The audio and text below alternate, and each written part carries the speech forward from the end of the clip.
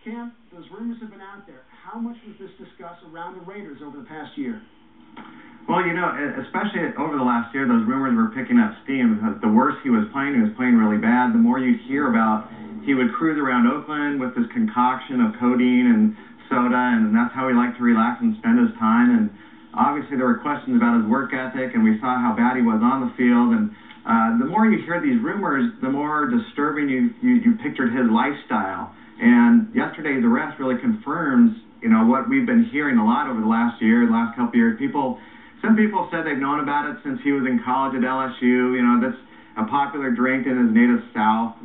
So it's not stunning news, but it's obviously disappointing. This is really going to, in my opinion, it slams the door shut on him coming back into the NFL to start his comeback. He's going to have to go somewhere else. I don't think he's going to get a start into the NFL. Chris, what sort of discussions are you aware of that the team had about this, or any of his teammates, while this was going on? Yeah, you know what? The Raiders haven't said anything. I mean, this is not the Raiders' issues right now. The only way this is going to tie back to the Raiders is if they can prove that you know, he's been on this stuff, and they're trying to recoup some of the money they gave him. They gave this guy $40 million basically over the last 3 years. They're trying to recoup a portion of that, say $9 million. This is obviously going to help their cause. Anything they can say, I don't know necessarily if it would help them win it, but this doesn't help him. And the Raiders never came out and said anything. Like, Jamarcus didn't have legal issues when he was here in Oakland. He had every other kind of issue possible, but he never got in trouble with the law. But now we're hearing, okay, is this how his after-football life is going to go? Is he going down this really disturbing path?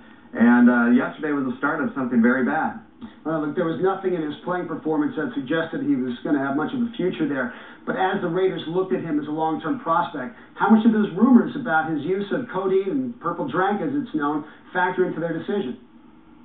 Oh, you know what? They had so many other factors to factor in. I don't know if that was one of the champion ones of theirs.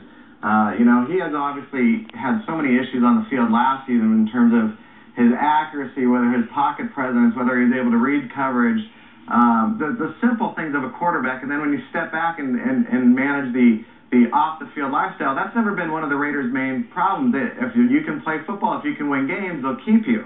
The Raiders haven't had you know, bad guys around their locker room the last few years, so that stigma on the Raiders hasn't been holding true. But I can't imagine that the Raiders were oblivious to this. I think everybody connected with the Raiders in the Bay Area knew about it. I mean, the phone lines are blowing up on Sports Talk Radio today about guys calling in, said that they've been drinking this stuff with them around town. And it's not surprising stuff. All right, well, Cam Inman from the Bay Area News Group, thanks so much for joining us. The drug that Russell was charged with possessing is a key component in what's known as purple drank. It's a cocktail with codeine syrup, soda, and candy that has grown in popularity in the South, as Cam said before, especially in the hip-hop community, and with some athletes. Outside the Lines' Mark Fainaru-Wada brings us this story.